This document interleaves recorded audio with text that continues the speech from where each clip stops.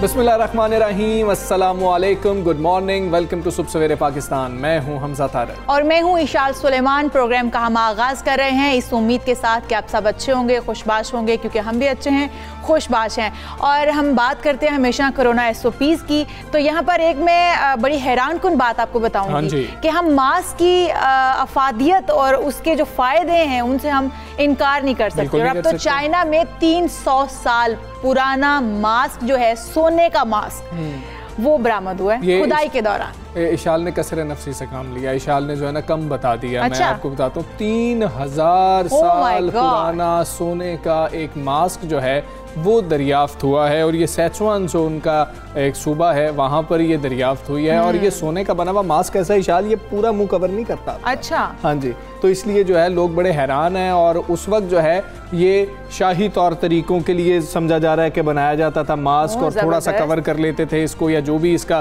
तरीकाकार था। 3000 साल पहले भी मास्क लगाया जाता था। अब आप ये सही है। लेकिन अब भी डिफरेंट जो है वो ब्रांड्स ने भी अपने मास्क निकालने शुरू कर दिए हैं। हर ड्रेस के साथ आपको मास्क अवेलेबल है, तो लिहाजा मास्क जो है वो आप लगाएं, क्योंकि 3000 साल पहले भी मास्क लगाए जाते हैं। तब कोई और इस्तेमाल होता होगा, लेकिन अब जो इस्तेमाल है वो हमारी हिफाजत है। हम एहतियात के तौर पर मास्क का इस्तेमाल कर रहे हैं। आपको भी जैसा मास्क पसंद आता है, जिस तरह का चाहते हैं, आप वैसा डिजाइन करवा लें। अगर आपको लगता है कि जी कि मुझे जैसे मुझे पता है जो ऐनक पहनते हैं ना, उनको मसला होता है कि यहाँ पर ऊपर उनको लगता है कि जी कि अब ये धुंधला सा हो गया, अब हमारे शीशे जो हैं वो खराब से हो गए हैं, तो आप अपने मुताबिक जो है कोई तैयार कर। शादियों पे देखे ब्राइडल्स ने भी आजकल मास्क लगाए हैं। बड़े फैंसी मास्क बने हुए हैं, लहंगों के साथ मैचिंग मास्क बने हुए हैं, और बड़े अच्छे भी लगते हैं। मतलब इशाल शादियों पे जा रही है वैसे ना? नहीं, मैं शादियों पे जा नहीं रही, लेकिन देखने में पिक्चर्स वगैरह लगी हुई मैं देख रही होती हूँ अक्सर। तो वो तो बस मास्क जरूर पहने, जैसा मर्जी पहने, मास्क का इस्तेमाल लाजमी कीजिए। और हम अब बढ़ते हैं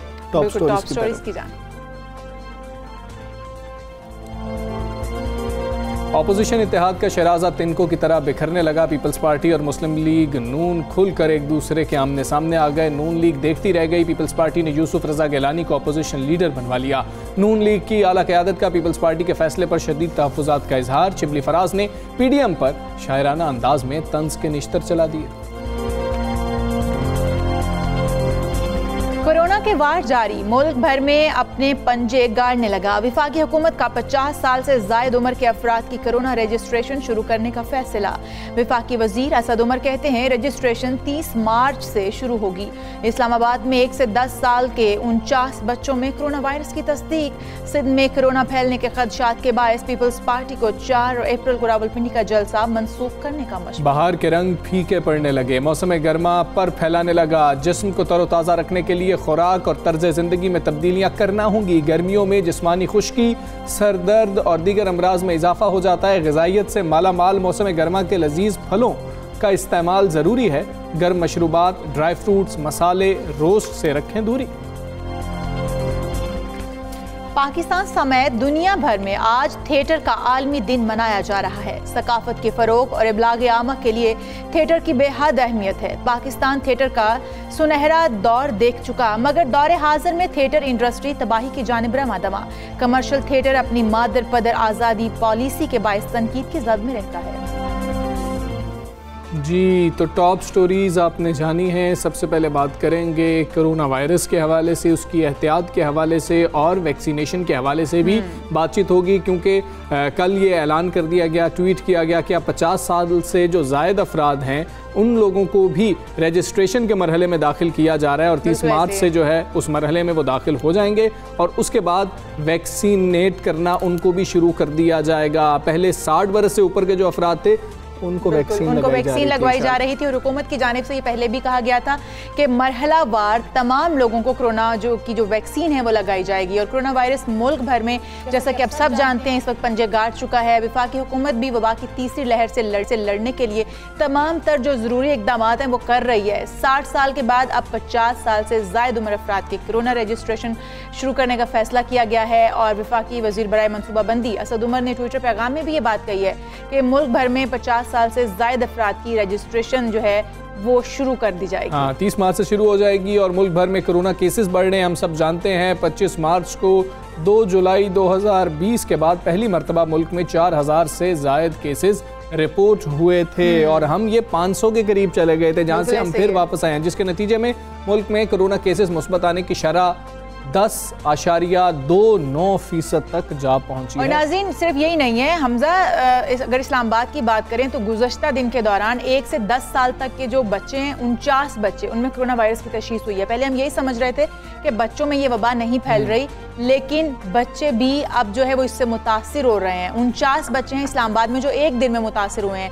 ज़िला हेल्थ अफसर के मुताबिक इस्लामाबाद में 1 से 10 साल की उम्र के 5291 बच्चे हैं जो कोरोना में मुब्तला हो चुके हैं। मजमूई तौर पर इतने हैं। और दूसरी जानिब सिंध के महकमा सेहत ने रावलपिंडी में जलसे की वजह से सूबे में कोरोना फैलने का खदशा जाहिर कर दिया। और जराये के मुताबिक बिलावल भुट्टो को बताया गया है कि रावलपिंडी में कोरोना का फैलाव 17 और सिंध में 2% है। साबिक वजीर आजम जुल्फ़िकार अली भुट्टो की बरसी पर रावलपिंडी का जलसा मनसूख करना बेहतर है। तो ये जलसा होना था, जिसके बाद पीपल्स पार्टी ने कहा था कि CEC का इजलास होगा और उसके बाद हम कुछ फैसले करेंगे। और अब ये तजावीज़ सिंध हुकूमत की जानिब से आ रही है, महकमा सेहत सिंध की जानिब से आ रही हैं कि इस जलसे को मनसूख कर देना बहुत ज़्यादा बेहतर है। वैक्सीन शरह 2% है, बढ़ भी सकती है अगर हाँ बिल्कुल।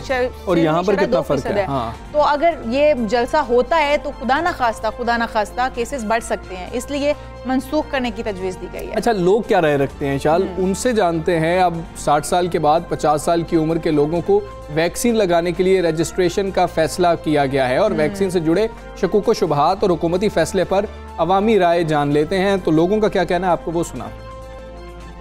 यह है कि 50+ को जल्दी से जल्दी वैक्सीनेट किया जाए। गवर्नमेंट को भी चाहिए कि एक सेंटर की बजाय और सेंटर्स भी खोलें। जब 50+ का स्टार्ट होगा तो हम भी जाके फिर अपनी वैक्सीनेशन करवाएं। मेरा तो पॉइंट ऑफ व्यू ये है कि ज़रूर वैक्सीनेशन करवानी चाहिए। जो 60+ हैं उन्होंने लगवाए हैं और वो सेफ महसूस कर रहे हैं। इम्यूनिटी को बेहतर करें और इसको वैक्सीन को जो है वो इसको लगवाएं। गवर्नमेंट का बड़ा अच्छा इक़दाम है, तो मैं चाह रहा हूँ कि जितने भी 50+ लोग हैं उनको लगवानी चाहिए। वैक्सीनेशन करा लेंगे तो जल्दी सेफ हो जाएंगे सब लोग। बूढ़ों के लिए भी होना चाहिए, साथ में बच्चों के लिए भी स्टार्ट करना चाहिए, क्योंकि बच्चों के लिए भी ज़्यादा ज़रूरी है। ये बहुत अच्छा इकदाम हुआ है। 70 साल और 50 सालों के बाद दूसरे जो लोग हैं उनका भी ख्याल करें। जिस तरह के कोरोना के खदशात बहुत हद तक बढ़ चुके हैं, जो बुजुर्ग हैं उनका तो ख्याल करना चाहिए। सही, ये आपने अवाम के जो तासुरात थे वो सुने हैं, उनका क्या कहना है इस हवाले से। अब हम इसी हवाले से बात कर लेते हैं। पार्लिमानी सेक्रेटरी हेल्थ नौशीन हामिद साहिबा हमारे साथ ही मौजूद हैं। वेलकम टू सुबह सवेरे पाकिस्तान। नौशीन साहिबा, कहिएगा, क्योंकि अब ये फैसला कर लिया गया है जैसा कि 50 साल से ज़ायद उम्र के जो लोग हैं उनकी रजिस्ट्रेशन की जाएगी, तो इसके बाद वैक्सीन के क्या इंतजाम किए जा रहे हैं, क्योंकि अब वैक्सीनेशन कराने वालों का रश भी बढ़ जाएगा, जिससे वैक्सीन का अमल मुतासिर भी हो सकता है। देखिए जी, जब हुकूमत ने ये रजिस्ट्रेशन ओपन की है तो उससे पहले इस चीज़ की इंश्योर किया गया है कि हमारे पास वाफिर मिकदार में वैक्सीन मौजूद हो। इसके लिए पहली खेप जो पाकिस्तान ने खरीदी है 10 लाख वैक्सीन की साइनोफार्म की, वो इंशाल्लाह ताला 28 मार्च को पाकिस्तान पहुंच जाएगी। और ये रजिस्ट्रेशन का अमल आपको जैसे कि पता है कि 30 मार्च से शुरू हो रहा है, तो उससे पहले हमारे पास वैक्सीन पहुंच जाएगी। उसके अलावा कैंसिनो बायो की वैक्सीन जो है, जो कि सिर्फ सिंगल डोज होती है, जिसकी सिर्फ एक डोज लगनी होती है, उसकी भी पहली खेप 60,000 वैक्सीन की उसकी भी परचेज कर ली गई है और वो भी इंशाल्लाह ताला पहुंच जाएगी। और इसी तरह अप्रैल के महीने में मजीद कंसाइनमेंट्स भी जो हैं वो पाइपलाइन में है और अब ये टाइम के साथ साथ हमारे पास पहुंचती जाएंगी ये कंसाइनमेंट्स। और बिल्कुल प्लानिंग के साथ हुकूमत चल रही है, NCOC बिल्कुल प्लानिंग के साथ चल रहा है और जितने लोगों की रजिस्ट्रेशन होगी उनके पास हमारे लिए वैक्सीन हमारे पास मौजूद है और मजीद आती जाएगी। नौशीन हामिद साहिबा, पहले तो हमने ऐसा देखा था जब 65 बरस से ज़ायद उम्र के अफराद की रजिस्ट्रेशन का आगाज़ किया गया था तो ये अमल बहुत सुस्त रवि का शिकार रहा था, लोग लगवाना नहीं चाह रहे थे, फिर 60 बरस से ऊपर वालों का किया गया। अब आप क्या देख रही हैं? 50 बरस से भी ऊपर वालों की वैक्सीनेशन जो है, रजिस्ट्रेशन का आगाज़ हो जाएगा लोगों का। अब क्या एक इस तरफ रुझान है, लोगों में शऊर बढ़ा है, लोग लगवा रहे हैं अब वैक्सीन? देखिए जी, मैं समझती हूँ कि वैक्सीन चूँकि पहली दफ़ा दुनिया में बनी थी और पहली दफ़ा दुनिया में इस्तेमाल हो रही थी, इसलिए लोगों में थोड़ा सा एक इबाम था और इनकार से ज़्यादा मैं समझती हूँ कि एक हेजिटेंसी थी और लोग वेट एंड सी वाली पॉलिसी पे चल रहे थे कि वो देखना चाहते थे कि जिन लोगों को वैक्सीन लगी है उस पर उसके क्या असरात हैं। अब चूँकि हम देख रहे हैं कि कई महीनों से ये वैक्सीनेशन का अमल जारी है और लोगों के अपने नज़दीकी लोगों ने भी लगवाई है, अपने जान पहचान वाले रिश्तेदारों दोस्तों ने लगवाई है और लोगों को अब एक कॉन्फिडेंस बिल्ड हो गया है कि इसके कोई साइड इफ़ेक्ट्स नहीं है, इसका कोई नुकसान नहीं है। और साथ साथ जिस तरह से पूरी दुनिया में वैक्सीनेशन का अमल जारी है, लोगों का अब इसके ऊपर एतमाद बढ़ना शुरू हो गया है। इसीलिए हमने देखा है कि ना सिर्फ रजिस्ट्रेशन में इजाफा हुआ है बल्कि अब वैक्सीन लगाने के लिए भी बड़ी तादाद में लोग सामने आ रहे हैं और जैसे जैसे ये प्रोसेस आगे बढ़ रहा है, वैक्सीनेशन सेंटर्स पे रश भी हो रहा है और तादाद भी लोगों की बढ़ती जा रही है। तो इंशाल्लाह ताला अवेयरनेस प्रोग्राम्स भी, इसके लिए हुकूमत मजीद अवेयरनेस प्रोग्राम्स भी प्लान किए हुए हैं। तो अब इंशाल्लाह ताला आप देखेंगे कि टारगेट्स भी दिए जा रहे हैं प्रोविंसेस को कि आपने इतनी वैक्सीनेशन पर डे करनी है, कैपेसिटी भी बढ़ाई जा, वैक्सीनेशन सेंटर्स की तादाद बढ़ाई जा रही है। तो अब इस अमल में तेजी आएगी इंशाल्लाह। नौशीन साहिबा, कोरोना की तीसरी लहर से पूरा मुल्क इस वक्त मुतासिर हो रहा है, लहर जो है वो बहुत ही शदीद कहा जा रहा है। हुकूमत इस हवाले से क्या इकदाम कर रही है और आने वाले वक्त में क्या पाबंदियां मजीद सख्त भी हो सकती हैं? जी बिल्कुल, मैं समझती हूँ हर आने वाले दिन के साथ जिस तरह से हालात जो हैं वो तशवीशनाक हद की तरफ जा रहे हैं, तो हुकूमत जो है उसने इक़दामात लिए हैं। जिस तरह से आपने देखा है कि जो हाई डिस्ट्रिक्ट रिस्क एरियाज थे इलाके, वहाँ पर स्कूल्स को भी बंद कर दिया गया है, ये सरगर्मियाँ हैं, कमर्शियल सरगर्मियाँ, उनको भी लिमिट कर दिया गया है। ट्रांसपोर्ट के अंदर भी पाबंदियाँ लगा दी गई हैं कि 50% से ज़्यादा लोग नहीं बैठेंगे। उसके अलावा जितने SOPs हैं उनके ऊपर सख्ती से अमल दरामद कराने के लिए लोकल इंतज़ामिया को हदायत जारी कर दी गई हैं। जहाँ भी SOPs पे अमल दरामद नहीं होगा वहाँ पे जुर्माने भी होंगे, वहाँ पर शॉप्स को सील भी किया जाएगा। रेस्टोरेंट्स को चूँकि सिर्फ आउटडोर डाइनिंग की इजाज़त है, पर वहाँ पर भी अगर हमें कोई SOPs की खिलाफ वर्जी नज़र आई, वहाँ पर शादी हॉल्स वगैरह में, तो वहाँ पर गिरफ्तारियाँ भी हो सकती हैं, सील भी हो सकती हैं जगह। और इसी तरह से मैं समझती हूँ कि अब हुकूमत जो है वो बहुत विजिलेंट है और NCOC हर आने वाले दिन के जो ताज़ा आदाद शुमार और जो एरियाज़ डिफाइन हो रहे हैं उनकी रोशनी में दायरा कार जो है लॉकडाउन का वो भी वसी किया जा रहा है। तो हमें उम्मीद है कि जिस तरह पहले इन इक़दामात से दूसरी वेव पे काबू पाया गया, अल्लाह की मदद से इस दफ़ा भी इंशाल्लाह ये वेव पे डॉक्टर साहब, पहले जब 60 बरस से ज़ायद उम्र के अफराद को वैक्सीन लगवाई जा रही थी तो हम ये सवाल कर रहे थे कि 50 साल से ज़ायद उम्र के अफराद को कब से लगवाई जाएगी। अब जब वो भी फैसला हो गया कि 30 मार्च से उनकी रजिस्ट्रेशन शुरू हो जाएगी, तो अगला सवाल हमारा ये है कि 40 साल से ज़ायद लोगों की वैक्सीन कब तक हमें मिल जाएगी, हम कब तक उनको लगा सकेंगे? क्योंकि हर शख्स अपनी उम्र के मुताबिक देख रहा है कि मेरी एज ब्रैकेट को भी वैक्सीन लगानी शुरू कर दी गई है कि नहीं। देखिए, ये एक सिस्टम के तहत हम लोग आहिस्ता वैक्सीन को लेके चल रहे हैं। पहले जैसे front line health care workers वाली प्रायोरिटी पॉपुलेशन थी क्योंकि वो डायरेक्टली कोरोना पेशेंट से डील कर रहे थे और सबसे ज़्यादा एट रिस्क थे। उसके बाद 60+ की जो आजकल वैक्सीनेशन चल रही है क्योंकि वो सबसे वल्नरेबल पॉपुलेशन है जिनमें कॉम्प्लिकेशन के चांसेस ज़्यादा होते हैं। अब जिस तरह से 30 मार्च को 50+ का खुल जाएगा, जैसे जैसे 50+ के लोग जो हैं वो कवर होते जाएंगे तो फिर इससे अगली स्टेज पे हम 40+ लोगों के ऊपर आ जाएंगे और इसी तरह ग्रेजुअली नीचे की तरफ आते जाएंगे क्योंकि 18+ की उनको वैक्सीनेट करना जो है वो अभी हमारा टारगेट। नौशीन साहिबा, मजीद किसी और वैक्सीन पर बातचीत चल रही है? कब पाकिस्तान आने का फैसला किया जा रहा है, शेड्यूल है? और क्या पाकिस्तान जो है वो सिर्फ डोनर्स पर ही इन्हिसार करेगा या खुद भी वैक्सीन खरीदने का कोई इरादा रखता है? वैक्सीन, एक बात मैं आपको बताती चलूं कि अगर हमें गिफ्ट में भी वैक्सीन आती है या डोनर्स भी अगर हमें वैक्सीन दे रहे हैं तो वो ये देखते हुए दे रहे हैं कि इस हमारी गवर्नमेंट की तैयारी मुकम्मल है इन टर्म्स ऑफ स्टोरेज की, अगर वो वैक्सीन यहाँ पहुँचेगी तो हम उसको प्रॉपर तरीके से स्टोर कर सकते हैं, हम उसको प्रॉपर तरीके से डिस्ट्रीब्यूट कर सकते हैं। हमारे पास प्रॉपर वैक्सीनेशन सेंटर्स मौजूद हैं, क्योंकि उन सेंटर्स की भी ख़ास रिक्वायरमेंट होती है कि कोई एडवर्स इफ़ेक्ट्स अगर होते हैं उसको मैनेज करने की कैपेसिटी होनी चाहिए। तो ये बहुत सारे SOPs हैं और इसमें हमें हुकूमत को क्रेडिट देना चाहिए कि हुकूमत ने अपनी तैयारी इतनी मजबूत और मुकम्मल की है कि डोनर्स जो हैं वो हमें ये वैक्सीन प्रोवाइड कर रहे हैं, और जो दूसरे चाइना से जो गिफ्ट भी आ रही है वो हमारी काविशों को देखते हुए और इस कॉन्फिडेंस के ऊपर कि हमारे में कैपेसिटी है कि हम उस वैक्सीन को बेहतरीन तरीके से लोगों तक पहुंचा सकते हैं, इसलिए वो हमें गिफ्ट भी मिल रही है। मगर इन एनी केस पाकिस्तान अपनी वैक्सीन भी रहा है, कुछ खरीदी जा चुकी है और मजीद जो है वो पाइपलाइन में। बिल्कुल ठीक है नौशीन आमिर साहिबा, बहुत शुक्रिया आपका। सुबह सवेरे पाकिस्तान से आप बात कर रही थी, और 30 मार्च से जो 50 बरस से ज़ायद उम्र के अफराद हैं वो भी रजिस्टर करवा सकते हैं वैक्सीन लगवाने के लिए, तो लाजमी रजिस्टर करवाइए। और अब तो आहिस्ता आहिस्ता जो है मरहला वार ये नीचे आता जा रहा है, तो अब ज़्यादा लोग होंगे तो आप लोग जल्दी से रजिस्टर कराएं और फिर आपको मैसेज आएगा, आपको बताया जाएगा कि आपने किस सेंटर पे आना है, उस सेंटर पे आप जाएंगे और आपको आसानी से वैक्सीन लगा दी जाएगी। बिल्कुल ऐसा ही है जी। और अब हम मेरे ख्याल में हमजा आगे बढ़ते हैं और कुछ सियासी जो गर्मा गर्मी चल रही है उसके ऊपर भी बात कर लेते हैं, क्योंकि देखने में और सुनने में ये आ रहा है कि अपोजिशन इत्तेहाद का शराजा तिनकों की तरह बिखर रहा है। पीपल्स पार्टी, मुस्लिम लीग नून खुलकर एक दूसरे के आमने सामने आ गए। हाँ जी बिल्कुल, मुस्लिम लीग नवाज जो है वो नाश्ता ही करवाती रहेगी, और पीपल्स पार्टी ने यूसुफ रजा गिलानी साहब को अपोजिशन लीडर जो है वो मुकर्रर करवा लिया। और यूसुफ रजा गिलानी साहब ने ऐवान बाला में कायदे हिज़्ब इख्तिलाफ बनने के लिए 30 सेनेटर्स के हमायती दस्तखतों के साथ दरख्वास्त जमा कराई थी। जी हाँ, जबकि नून लीग के आजम नज़ीर तारड़ की जानिब से सिर्फ 21 सेनेटर्स के दस्तखत के साथ दरख्वास्त जमा कराई गई थी। यूसुफ रजा गिलानी का कहना था कि सरकारी अपोजिशन कहना दुरुस्त नहीं है। ये एहसन इकबाल साहब ने कहा था, जिसके ऊपर बाद में उन्होंने कहा था कि सेनेट में कायदे हिज़्ब इख्तिलाफ बनने पर PDM क़यादत को एतमाद मिलेंगे, ये यूसुफ रजा गिलानी साहब ने कहा। और सेनेट में अपोजिशन लीडर मुकर्रर होने पर PDM में इख्तिलाफात जो हैं मजीद बढ़ते हुए नजर आ रहे हैं और वाज़े भी होते जा रहे हैं। एक तरफ पीपल्स पार्टी ये फैसला करती है शाल कि मरियम नवाज साहिबा जब पेश होंगी नैब में तो हम यहाँ पर साथ जाएंगे, काफिला हमारा साथ जाएगा। दूसरी तरफ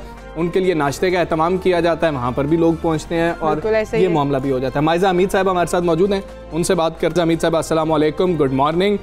क्या हुआ, आप लोग तो उनसे इस्तीफे मांग रहे थे, उन्होंने तो आपको अपोजिशन लीडर भी नहीं बनने दिया। क्या हम ये समझें कि PDM अब ख़त्म हो गई है, या फिर सिर्फ नून लीग और मौलाना फजलुर रहमान की जमात UIF तक महदूद हो चुकी है, ANP भी उधर चली गई? मान रही बात यह है कि जी ये पीपल्स पार्टी ने बहुत घाटे का सौदा किया है, और ये जो इनकी ऑपोजिशन की सियासत है उसके ऊपर बहुत बड़ा धचका है पीपल्स पार्टी के लिए। और ये जो काम इन्होंने किया है, ये इन्होंने ऑब्वियसली ऐसे लोगों को एक्सपोज किया है जो सिलेक्टेड थे, और इन्होंने अपने आप को भी ऐसे ही शो किया है कि ये सिलेक्टेड हैं।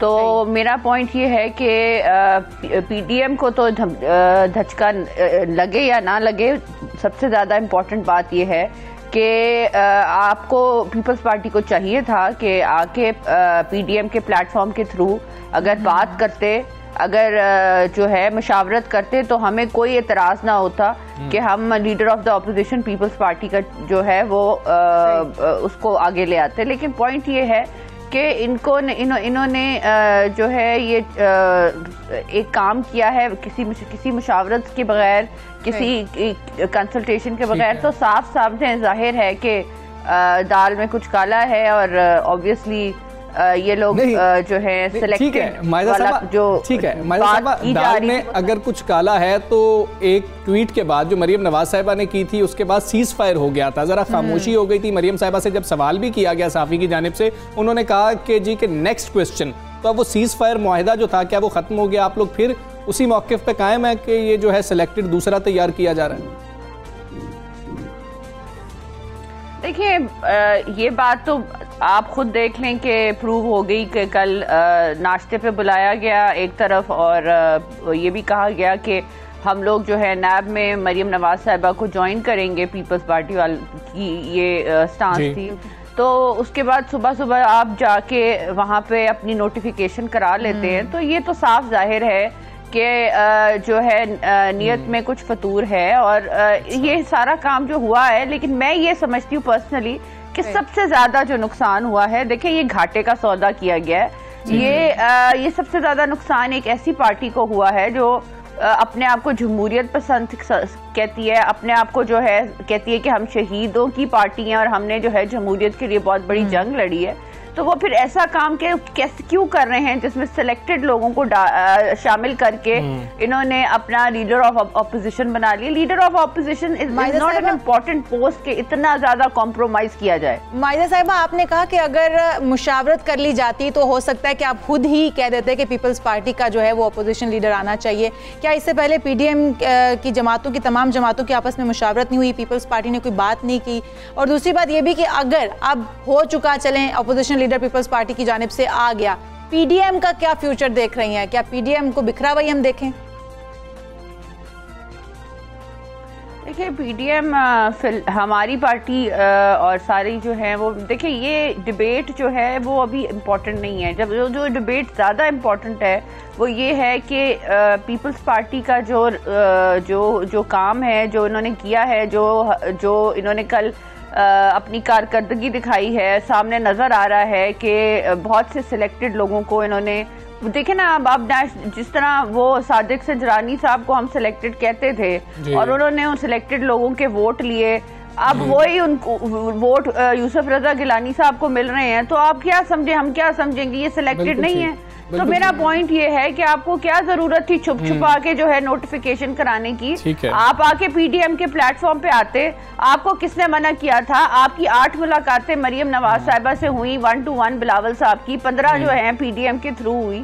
तो आज भी मुलाकात करके मुशावरत करके पीडीएम के प्लेटफॉर्म के थ्रू हम लीडर ऑफ ऑपोजिशन ले आते, इसमें क्या हर्ज होना था? सो सिलेक्शन का जो स्टेटमेंट है वो किस पे फिट होती है आप खूबी बिल्कुल ठीक है, बिल्कुल ठीक है। लेकिन नून लीग की भी हम स्टैंडिंग की बात करते हैं माइजा साहिबा आपसे। वो अफजल खान का शेर है कि तू भी सादा है, कभी चाल बदलता ही नहीं, हम भी सादा हैं उसी चाल में आ जाते हैं। तो मामला ये है कि आपकी बलूचिस्तान की गवर्नमेंट के लिए पीपल्स पार्टी ने क्या किया? सादिक संजरानी साहब को चेयरमैन सेनेट बनवाया, फिर खुर्शीद शाह के लिए स्पीकर के लिए उन्होंने आपसे वोट ले लिए। शहबाज शरीफ साहब वजीर आजम के कैंडिडेट थे, उनको उन्होंने वोट नहीं दिए। गिलानी साहब को सेनेटर मुंतखब करवा लिया, चेयरमैन सेनेट के लिए भी आपने वोट कर दिया। आपको क्या हासिल हुआ? देखिए हमने जो हमारे कायद हैं मियां मोहम्मद नवाज शरीफ साहब, उन्होंने जब पीडीएम बनी थी तो उसका एक प्राइमरी मोटिव थे 3 कि ये था कि आइन और कानून की बालादस्ती और वोट की इज्जत और ये जो सियासी और इंतकामी कार्रवाइयाँ हो रही हैं इनके खिलाफ जो है हम उठे थे और आवाम की आवाज़ बनने के लिए, क्योंकि हुकूमत की जो कारकर्दगी है पीटीआई की, जिसमें हर रोज़ जो है वो बढ़ रही है, ये बेरोजगारी बढ़ रही है, महंगाई बढ़ रही है, इस पे हम खड़े हुए थे और मरियम नवाज साहिबा ने लोगों को बहुत अच्छी तरह मोबिलाइज कर लिया था। लेकिन देखें अगर अब जो है मैं फिर यही कहूंगी कि नुकसान जो है इनका बिल्कुल ठीक है, नुकसान पीपल्स पार्टी का आप समझती हैं। माइजा साहिबा बहुत शुक्रिया आपका, सुबह का आप हिस्सा बनी और नून लीग समझती है घाटे का सौदा किया पीपल्स पार्टी ने। ये देखेंगे घाटे का सौदा या फायदे का, मुस्तकबिल बताएगा। लेकिन यहाँ पर लेंगे हम एक ब्रेक, साथ ही रहिएगा।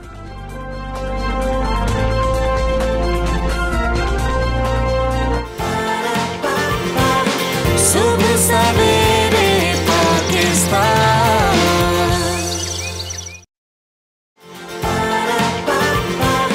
सुबह सवेरे पाकिस्तान।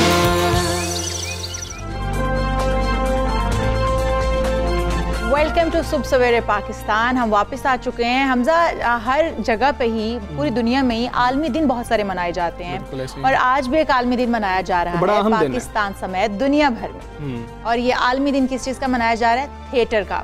थिएटर का आलमी दिन है। इसकी हम जो अहमियत है उसको भुला नहीं सकते। इस दिन को मनाने का मकसद भी थिएटर पर होने वाले ड्रामे, रक्स हो, मौसीकी हो, उसके ज़रिए दुनिया भर में जो नज़रियात, ख्यालात और मौज़ूआत का तबादला करना है ना, वो अहमियत रखता है। हाँ बिल्कुल ऐसे ही है। थिएटर ड्रामे को नाटक रचाना या तमसील नगारी भी कहा जाता है और इंसान इस बात से लाइल्म है कि तारीख़ इंसानी का पहला ड्रामा आखिर कब पेश किया गया था। हम अपने मेहमान से जानने की कोशिश भी करेंगे इस हवाले से कि हमारे अगर नॉलेज में इजाफा हो सके। हम दुनिया की तमाम तहजीबों, यूनानियों की बात कर ली जाए, चीनी, जापानी, अफ्रीकी तहजीबों में थिएटर किसी न किसी सूरत में मौजूद रहा है और पाकिस्तान में भी थिएटर का आगाज़ इंतहाई शानदार था। आगा हशर काश्मीरी और इम्तियाज़ अली ताज जैसे कलमकारों ने इस हवाले से बहुत नाम कमाया। हमने बेहतरीन ड्रामे देखे पीटीवी। लेकिन दौरे हाजिर में अगर हम देखें तो मुल्क में थिएटर इंडस्ट्री जो है वो तबाही की जानिब रवां है। थिएटर अब कहानी की बजाय कॉमेडी पर हिसार कर रहा है, जबकि कमर्शियल थिएटर जो हैं वो इसके बरक्स निजी तंजीमें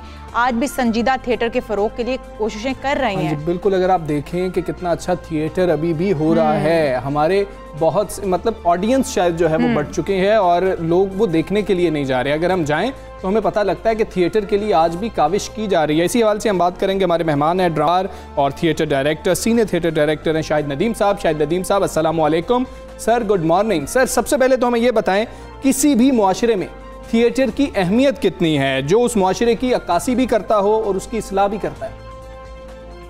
जी बहुत शुक्रिया। मैं गुफ्तगू शुरू करने से पहले एक ताज़ियत का इजहार करूँगा। अभी गुज़श्ता चंद दिनों में हमारी एक तो बहुत ही नामवर और पाइनियर ड्रामा निगार थी हसीना मोइन, उनका इंतकाल हुआ। और उससे पहले पीटीवी की और पाकिस्तानी टेलीविज़न हिस्ट्री की पहली फीमेल अनाउंसर कंवल नसीर, वो भी हमें छोड़ गई।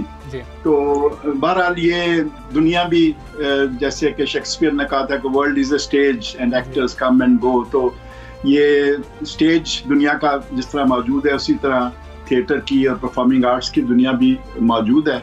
तो ये कुछ लोग कहते हैं, जैसे आपने भी जिक्र किया, कि पहला ड्रामा कब लिखा गया, तो तारीखी तौर पे तो कहा जाता है कि ये यानी जो क्रिश्चियन कैलेंडर से पहले से यानी तकरीबन 2500 साल पहले पहला ड्रामा लिखा गया था यूनान में। लेकिन इंटरेस्टिंग बात यह है कि वो ड्रामे की सारा जो वेन्यू था और जो उसकी स्टोरी थी वो ईरान की थी और उसका नाम पर्शियंस था। लेकिन दर हकीकत ये उससे भी बहुत पहले की बात है, क्योंकि हम अगर मोहनजोदारो की रकासा को देखें, the dancing girl of Mohenjodaro, तो उसका जो पोज और उसका जो स्टांस है उससे लगता है कि ये परफॉर्मेंस की एक इमेज है। और इंसान ने मेरे ख्याल में तो बोलना बाद में सीखा, पहले कम्युनिकेट करना जो सीखा था, जिसको आप साइन लैंग्वेज या जेस्चर या डांस या बॉडी लैंग्वेज कहते हैं, जो आज तक ये टर्म्स यूज होती हैं, तो वो सबसे पहले इंसान ने थिएटर के जरिए कम्युनिकेट करना शुरू किया। अब थिएटर ये है कि थिएटर में बहुत सारी चीजें मिल गई हैं। एक तो खवास का थिएटर होता है और आवाम का थ्रू आउट हिस्ट्री। तो जो खवास का थिएटर है वो महल्लात में होता है और चर्चेज में होता है और मंदिरों में होता है और होता रहा है। और उसकी थीम जरा ज्यादा एक मॉरलिस्टिक थीम्स होती थी कि लोगों को एक आइडियोलॉजिकली उनको एजुकेट करना।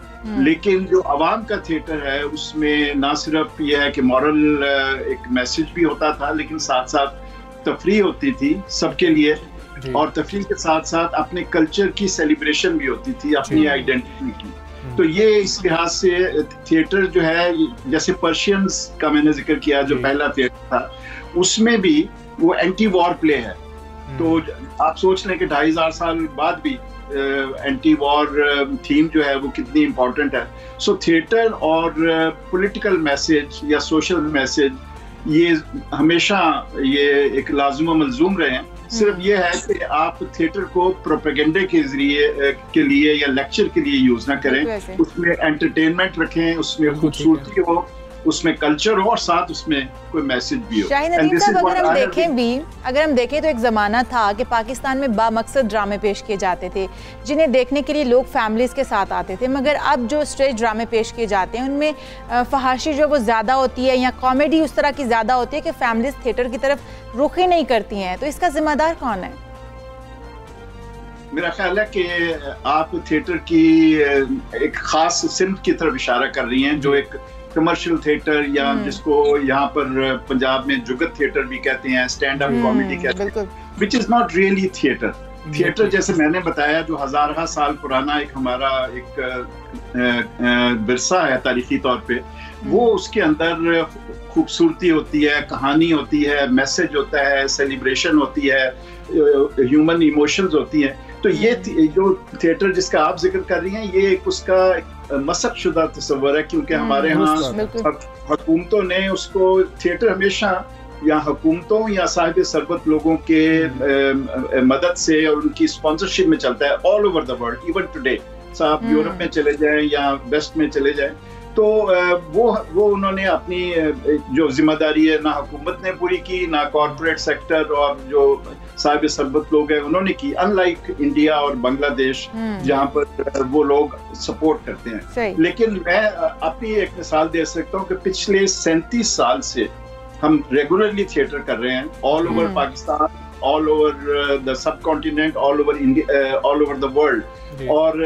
हमें रिकग्निशन इसकी मैं मिसाल दूं कि पिछले साल वर्ल्ड थिएटर डे पे जो 27 मार्च को हुआ था, मुझे चुना गया था from all over the world जो थिएटर से मुतल्लिक लोग हैं to deliver message for theatre, जिसमें मैंने थिएटर फॉर पीस या मैंने एक कॉन्सेप्ट पेश किया था थिएटर एज ए श्राइन, जिसमें स्पिरिचुअल एलिमेंट और थिएट्रिकल एलिमेंट को कंबाइन किया था, जिसकी बड़ी पजीराई हुई थी।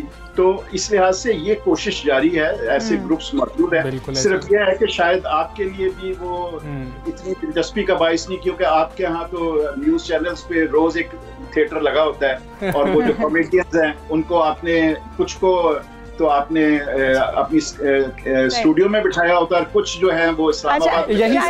शाहिद साहब यही बात कर लेते हैं, जैसा कि आपने कहा कि ये तो मसक शुदा चेहरा है थिएटर का, थिएटर एक्चुअल में कुछ और था, बड़ा बामकसद था और अब भी है, बहुत सारे इदारे इस पे काम कर रहे हैं, लेकिन इस मसक शुदा चेहरे को सही कैसे किया जाए, क्या इसमें बेहतरी लाई जा सकती है, क्या जरूरत भी है इसको करने की? देखिए जी, सेंसरशिप तो कोई अच्छी चीज नहीं है, ये आप चीजें अपने फ्लो में डेवलप होती हैं, लेकिन यह है कि उसको सब्सिडाइज या स्पॉन्सर नहीं करना चाहिए हुकूमतों को। जैसे अब आर्ट्स काउंसिल्स हैं, तो जैसे अब लाहौर की आर्ट्स काउंसिल है या दूसरे शहरों की आर्ट्स काउंसिल्स हैं, तो वो गवर्नमेंट सपोर्टेड ऑर्गेनाइजेशंस हैं और वहाँ पर इनको सब्सिडाइज रेट पे उनको प्लेटफॉर्म दिया जाता है। वो नहीं होना चाहिए। इनको अगर इनकी कोई क्लाइंटेल है तो उसको सेपरेटली करें, वो जाके कहीं ऐसी जगह पे करें जहाँ पर वो अपने रिसोर्सेज से अपना जो भी कारोबार है चलाएं। लेकिन हुकूमतों को और आर्ट्स काउंसिल्स को और कॉर्पोरेट सेक्टर को सपोर्ट करना चाहिए meaningful theatre which is entertaining and also which brings about social change. मसलन ट्रेनिंग का कोई अपॉर्चुनिटी नहीं है। अब हमारे एक्टर्स जो हैं वो तादाद बड़े टैलेंटेड है, लेकिन राइटर को, डायरेक्टर को, लाइट्स वाले को, साउंड वाले को कोई ट्रेनिंग का कोई अपॉर्चुनिटी नहीं है। तो ट्रेनिंग नहीं होगी, बाहर के थिएटर यहाँ नहीं आएंगे, यहाँ के थिएटर बाहर नहीं जाएंगे, तो एक्सपोजर नहीं होगा। सो ये अवेयरनेस भी जरूरी है। ठीक है शाहिद नदीम साहब, हमें ये बताइए, हम देखते हैं कि स्ट्रीट थिएटर अभी भी हो रहा है, अगर आप फॉलो करने वाले हों तो आपको हर काम की चीज़ मिल जाती है, आपको अच्छे थिएटर मिल जाते हैं, लेकिन कहा यह जाता है कि हम इसलिए ऐसे थिएटर बना रहे हैं या दूसरी मस्क शुदा चेहरे की आप बात कर रहे हैं या सिन्फ की बात कर रहे हैं क्योंकि लोग ये देखना चाहते हैं। क्या आपको लगता है कि ये आर्गूमेंट बहुत ही जानदार है? क्या लोग ये देखना चाहते हैं, हम इसलिए बना रहे हैं, या फिर जो हम दिखाएंगे वही तो लोग देखेंगे, हम अच्छा बना लें? एग्जैक्टली, कतई नहीं। मसला हम एक ग्रुप हैं और एक लिमिटेड रिसोर्सेज के साथ, लेकिन कभी ऐसा नहीं हुआ कि हमने परफॉर्म किया हो और स्टैंडिंग ओवेशन ना मिली हो फ्रॉम ऑल क्लासेस। तो लोगों तक अगर इंफॉर्मेशन पहुंचे, and thanks to social media, अब सोशल मीडिया के जरिए भी इंफॉर्मेशन पहुंच जाती है और मीडिया के जरिए भी पहुंच जाती है, तो लोगों को अगर पता चले और लोगों को ये तसल्ली हो कि ये अलहमरा आर्ट्स काउंसिल है, इसमें अच्छे ड्रामे, मीनिंगफुल तफरीही ड्रामे होते हैं, तो फिर लोग आना शुरू कर देंगे। लेकिन अगर आपको एक दिन, आप साल में या महीने में एक दफा आप एक क्वालिटी थिएटर करें और उसके बाद ट्रैश शुरू कर दें, तो फिर जाहिर है कि पीपल गेट डिस्करेज। अच्छा सर, एक और मामला भी है, हम अगर मूवीज की तरफ या ड्रामों की तरफ चले जाते हैं तो माह मीर बनी, मंटो पे बहुत ज्यादा काम हुआ, आपने भी मंटो पे काम किया। माह मीर बनी, मैं वो मूवी देखने के लिए गया, वहां पर जब गए तो शायद हमारे अवाम का टेम्परामेंट ही नहीं था कि ऐसी मूवी देख ली जाती, और जिस वक्त तक वो खत्म हो रही थी मूवी और तकरीबन हॉल खाली हो चुका था, तो हमारा टेम्परामेंट भी नहीं रहा। वो जाहिर है कि आप जो रोज दाल खाने का आदि मैदा हो तो उसको अचानक मुरब्बन गजा देंगे तो थोड़ा सा तो आजमा खराब होगा।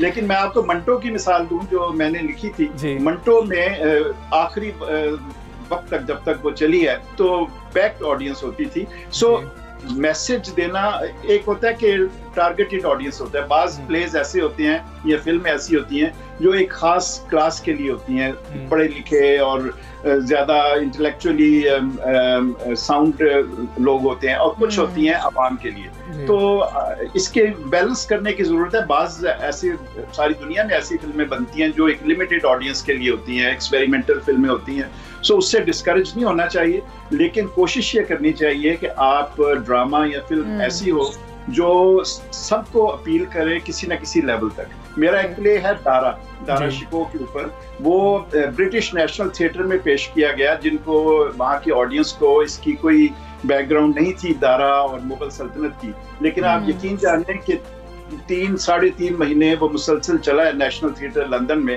और आखिरी दिन भी लोग क्यूज में थे और उनको टिकट नहीं मिल रहा था। सो अगर आपके पास एक कंटेंट स्ट्रांग है, आपकी प्रेजेंटेशन स्ट्रांग है, तो लोग सारी दुनिया से आएंगे। कलकत्ता में हम जाके पंजाबी प्लेस करते रहे और वहाँ लोगों ने खड़े होकर दाद दी है, हालांकि जुबान नहीं समझ सकते थे लेकिन थिएटर की जुबान समझते थे। बिल्कुल, अच्छा काम किया जाए तो लोग आज भी देखते हैं और ऑडियंस मौजूद है जो हकीकी थिएटर जिसको हम कहते हैं उसको देखने के लिए बड़े शौक से जाते हैं, लाइनों में लग के जाते हैं, हाउसफुल होता है, सीढ़ियों में बैठकर देखते हैं। बहुत शुक्रिया आपका शाहिद नदीम साहब, सुबह सवेरे पाकिस्तान का हिस्सा बने। जी हाँ, और ऐसे वाकई में सही कह रहे थे कि ऑडियंस भी जो है डिवाइड हो चुकी है। कुछ जो है वो उस तरह की कॉमेडी देखना चाहते हैं तो डेफिनेटली उनके लिए वो बन रही है, और जो अच्छा कोई बामकसद ड्रामा देखना चाहते हैं तो अभी भी थिएटर्स ऐसे मौजूद हैं जहाँ पर उस तरह के ड्रामास भी पेश किए जा रहे हैं। जो बामकसद देखना चाहते हैं इसीलिए शायद वो इंडस्ट्री से दूर भी होते जा रहे हैं कि हम तो बामकसद चीज़ें देखना चाहते हैं और वैसी चीज़ें शायद कम बन रही हैं या फिर सामने नहीं आ रही हैं। खैर, हम आगे चलते हैं और एक अवामी मसला है उसको उजागर करने की कोशिश करते हैं कि पाकपतन DHQ अस्पताल में शहरियों को बेहतर तिब्बी सहूलियात की फराहमी के लिए साल 2017 में 20 करोड़ की खतीर रकम से तामीराती काम शुरू किया गया। और हुआ क्या जो उमूमी तौर पर होता है, बिल्कुल ऐसा ही है। 4 साल गुजरने के बाद भी वहाँ पर जो है बर्न यूनिट नहीं है, children ward, dental ward, emergency की अपग्रेडेशन समेत दीगर काम नामुकम्मल हैं। और माजरा क्या है, इस हवाले से पूछ लेते हैं कि आखिर ये पेंडिंग में क्यों पड़े हुए हैं। पाकपतन से ही हमारे नुमाइंदे राना आफ्ताब हमारे साथ वहाँ से मौजूद हैं जो हमें वहाँ की सूरत हाल बताएंगे। राना आफ्ताब, बताइएगा क्या सूरत हाल देख रहे हैं, वजूहात क्या अब तक सामने आ सकें? जी बिल्कुल, इस वक्त मैं DHQ अस्पताल में मौजूद हूँ और आपको बताता जाऊँ कि जुलाई 2017 में DHQ अस्पताल में तकरीबन मरम्मत के लिए 20 करोड़ की खतीर रकम से पंजाब मैनेजमेंट यूनिट ने जो है वो IDAP को ठेका दिया, मगर बदकिस्मती से 2019 से IDAP के ठेकेदार को फंड्स फराहम ना होने की वजह से वो काम अधूरा छोड़कर यहाँ से चला गया है, जिसकी वजह से आधा अस्पताल अब खंडर बन चुका है और अस्पताल में जगह कम होने की वजह से एक कमरे में 4 डॉक्टर जो है मरीज़ों को चेक कर रहे हैं, जिससे कोरोना वबा जो है वो भी फैलने का खदशा पैदा हो गया। हम आपको ये भी बताते जाए कि जगह कम होने की वजह से यहाँ आने वाले मरीज़ों को साहिवाल और लाहौर रेफ़र किया जाता है। हमारे हॉस्पिटल में 3-4 साल से मरम्मत का काम जारी है जो इस टाइम बंद पड़ा है। काफ़ी देर होगी, ठेकेदार जो भाग गए हैं और डॉक्टर परेशान हो रहे हैं। मरीज़ों के लिए कोई बेड नहीं है जहाँ पे मरीज़ों को लिटाया जाए या डॉक्टर जो जिस जगह पे बिठा के मरीज़ों को चेक करें। डॉक्टर्स के OPD के लिए हमारे पास कोई और जगह नहीं थी, तो हमने बरामदों में और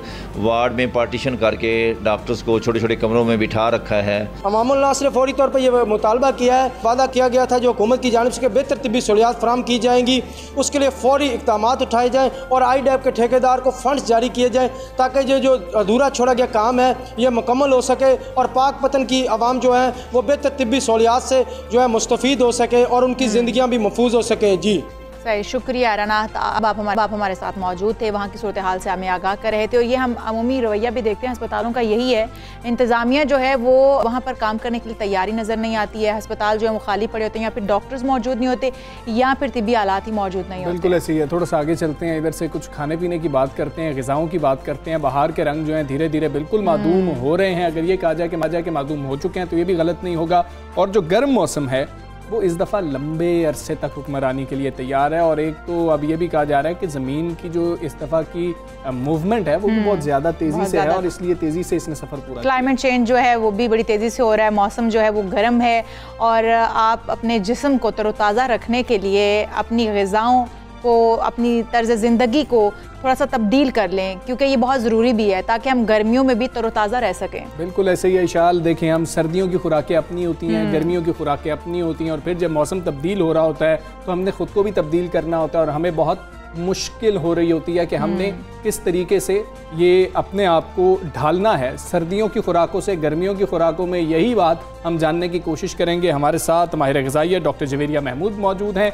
डॉक्टर साहिबा अस्सलाम वालेकुम। वालेकुम अस्सलाम, थैंक यू सो मच। क्या करना है हमने अब? गर्मियों की तरफ तो हम चल पड़े और इस दफ़ा गर्मियाँ भी तवील होंगी महकमा के मुताबिक, ग़िज़ाएं कैसे तब्दील करनी? गर्मियाँ तो बिल्कुल हैं, पर इस टाइम जो अलार्मिंग सिचुएशन है, it's like Covid, you know. अभी लास्ट कल 5000 केसेस लाहौर में रिपोर्ट हुए हैं, न्यू केसेस, जिसकी लास्ट 20 डेज से बहुत ज़्यादा आप सोचें कि एक मतलब एक्सट्रीम मार्जिन्स थे। और हॉस्पिटल्स में भी आपको पता होगा कि अलर्ट इन्होंने कर दिया और वेंटिलेटर्स भी बढ़ा दिए। बिल्कुल। और आप ये देखें कि हम लोगों को सबसे पहले जो इम्पॉर्टेंट चीज़ है एहतियात करनी है।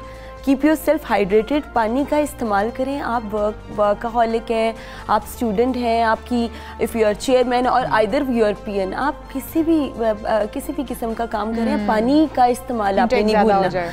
उसके फिर साथ साथ आपने बर वक्त खाना लेना है और पोर्शन साइज़ कंट्रोल करना है।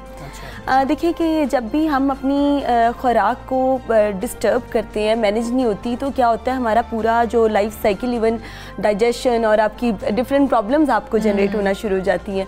तो खुराक में फलों, सब्जियों, दालों का इस्तेमाल, मतलब बीइंग अ वेजिटेरियन आपको बहुत सी बीमारियों से तो दूर रखता है, पर आपको लाइट रखता है, हल्का, बिल्कुल लाइट। और गर्मियों के हवाले से जैसे कि हमारे पास ऐसे वेजिटेबल्स हैं जैसे कि ककम्बर है, आइसबर्ग लेटस, जिसमें वाटर कंटेंट बहुत अच्छा है, वो हमें लेना है। माइक्रो मिनरल्स हमें सिर्फ आप ये कह लें कि सप्लीमेंट से नहीं मिलते, हमें मिलते हैं फ्रूट्स वेजिटेबल्स से और माइन्यूट अमाउंट में। मतलब इसको मैं आपको एक छोटी सी एग्जांपल देती जाऊँ कि कोई मेल या फीमेल मुझसे इंस्टेंट क्वेश्चन करें कि हमने कैसे माइक्रो मिनरल्स पूरे करने हैं, तो मैं कहती हूँ कि सीड ग्रुप ले लें ब्रेकफास्ट में विद 2 टेबलस्पून ऑफ योगर्ट, यानी दही के 2 चम्मच या 1 प्याली, उसके साथ आप उसमें सनफ्लावर सीड्स, सेसमी सीड्स हो गए, फ्लैक्स सीड, अलसी के बीज, एक चुटकी आप लें। और आप देखिए आपकी स्किन, आपकी इंटरनल ऑर्गन्स और आपकी जो इम्यूनिटी है, जिसको कुव्वत मुदाफ़त, आपको पता है हमें हर वक्त हम इस बारे में बात करते हैं कि कुव्वत मुदाफ़त ऐसे स्ट्रॉन्ग की जाए, डिटॉक्स जूसेस लिए जाएंगे, रेड येलो ग्रीन जूसेस लिए जाएँ, वो तमाम चीज़ें अपनी जगह की ज़रूरत भी है। लेकिन जवेरिया, इसमें भी एक अहम मसला जो है वो ये है कि हम लोग कभी भी अगर सब्जियों पे लग चुके हैं या फ्रूट पे लग चुके हैं तो हम उसकी क्वांटिटी इतनी ज़्यादा बढ़ा देते हैं, सिर्फ फ्रूट्स खा रहे हैं, सिर्फ सब्जियां खा रहे हैं। तो हमें किस तरीके से उसको मैनेज किस तरह से करना है कि इतना पोर्शन जो है वो वेजिटेबल्स का हो, इतना अच्छा। मोस्ट इंपॉर्टेंट थिंग जो हम लोग अक्सर भूल जाते हैं, जो मेरे इल्म में भी है, वो है breakfast. Don't skip your breakfast. आप ये देखें कि 9 to 5 जॉब्स वाले लोग, बैंक्स में chartered accountants, in different companies, corporate sector, diplomats, even in ministries too, people are like this के ये मीटिंग थी and we forget our breakfast. अच्छा, ब्रेकफास्ट में हमने कार्बोहाइड्रेट्स, प्रोटीन्स, फैट्स और आपका डेयरी पोर्शन ज़रूर होना चाहिए। और ब्रेकफास्ट एग्जैक्ट किस टाइम पे, मतलब उठने के कितनी देर के बाद हो जाना चाहिए? 7 to 10 ब्रेकफास्ट टाइमिंग है। देखिए जो कामयाब और तरक्की करने वाली कौमें हैं ना, जो कामयाब डेवलपमेंटल प्रोग्रेसिव वर्ल्ड है, प्रोग्रेसिव नेशंस हैं, वो अपने खाने में कॉम्प्रोमाइज़ नहीं करते। उनको पता है एसेंशियल ऑयल कब लेने, किस वक्त लेने और कितनी मिकदार में लेने। Like to say that olive oil हो गया या फिर कॉर्न ऑयल में खाना बन रहा है। एनिमल फैट आपको बीमारी में लेके जाएगा, बीमार होंगे, आप काम नहीं कर सकेंगे, आपकी मेंटल डेवलपमेंट पूरी हो जाएगी। मैं कहती हूँ आपका जो डाइट है ना, आपकी जो खुराक है, वो आपको लीड करती है थ्रू आउट द लाइफ कि यहाँ पे क्या करना है। अच्छा, आपकी ब्रेन, इवन आपकी ब्रेन पावर्स पूरी हो जाती हैं। जवेरिया, हमें आप ये भी बताएं कि वो कौन सी चीज़ें हैं जो खानी नहीं है, इससे दूर रहना है आप लोगों ने गर्मियों के अंदर, वो बहुत ज़रूरी है। जी, हाईली स्पाइसी फूड और एसिडिक फूड एज वेल। देखें लेमन का इस्तेमाल daily 1 or 2 lemons a day is good, आपकी बॉडी में फैट्स नहीं रहने देते। क्योंकि पाकिस्तान में मैंने कभी आप स्ट्रीट फूड में देखे ना, लोग इतने मज़े से समोसे, पकौड़े और रोज़ सुबह नानचने खाते हैं, मैं हैरान होती हूँ कि ये इनको पेट निकले में और कोलेस्ट्रॉल भी होगा, कहीं ना कहीं डायबिटीज़ के भी रिस्क हैं, और still they are having smoke और वो सब कुछ। अच्छा, वो क्या हो रहा है, वो आपका ब्लड पॉल्यूटेड हो रहा है। ब्लड को ही हमने क्लीन रखना है, ब्लड की क्लींजिंग ज़रूरी है, पर ब्लड जो है वो ठीक नहीं है। अब वो एकदम से जब वो डिज़ास्टर में बन के स्ट्रोक्स होते हैं या फिर वो डिफरेंट किस्म के प्रॉब्लम्स होते हैं तो वो बीमारी पकड़ी संभाली नहीं जाती क्योंकि वो इनिशियल स्टेज। अच्छा, बच्चों को किस तरह से इन चीज़ों से दूर रखा जाए? जैसे कि आपने कहा है कि जी आपने फ्राइड चीज़ें जो हैं उनका मुर्गन ग़िज़ाओं का इस्तेमाल ज़रा कम करें। बच्चे नगेट्स भी खाते हैं फ्राइड। अगर रमज़ान है, इफ्तारियों में हमने समोसे मैं खुद नहीं छोड़ती हूँ। नहीं, आप देखिए कि आप सबसे पहले ये है कि कमर्शलाइज फूड्स में हमारे पास जो पैक्ड फूड है ना, पैक्ड फूड, उसमें हमेशा एडिटिव्स, कलरेंट्स और डिफरेंट चीज़ें ऐड की जाती हैं जिसकी वजह से ब्रेन डेवलपमेंट बच्चों की स्पेसिफिकली स्लो होती है। अभी मैं यहाँ पे ओपनली कहना नहीं चाहूँगी, इस एजेंडा पे काम हो रहा है कि हमारे जो बच्चे हैं, जो हमारा फ्यूचर है, जो हमारी फ्यूचर जनरेशन है, उसकी ब्रेन डेवलपमेंट को पुअर किया जाए आर्टिफिशियल फूड, कलरेंट्स, फ्लेवर्स, हर चीज़ देके। माओं को, तमाम वो मदर्स या वो जो घर में टेक केयरर्स हैं वो सुन रहे हैं, उनको चाहिए कि 15 दिन में 2 बार घर पे बना हुआ फ्राइड फूड बच्चों को दे सकते हैं। अदरवाइज़ उनकी आदत डेवलप करें कि उनको ये मत करें कि अच्छा तुमने you have done with the good work और आपको वहाँ की डील खिला रहे हैं, ये करें वो करें। आप उसको गलत तरफ राग़िब करेंगे तो वो एक टाइम पर आके कहेगा कि मुझे यही वाली चीज़ चाहिए। माओं का रोल इसमें बहुत ज़्यादा है, पेरेंट्स का रोल बहुत ज़्यादा है। डॉक्टर जवेरिया महमूद हमारे साथ मौजूद थी, हमें बता रही थी क्या खाना चाहिए, क्या नहीं, कैसे खाना चाहिए। बहुत शुक्रिया जवेरिया, आप आए प्रोग्राम का हिस्सा बनी। हम एक ब्रेक लेते हैं, आपको फिर मिलते हैं। Stay with us.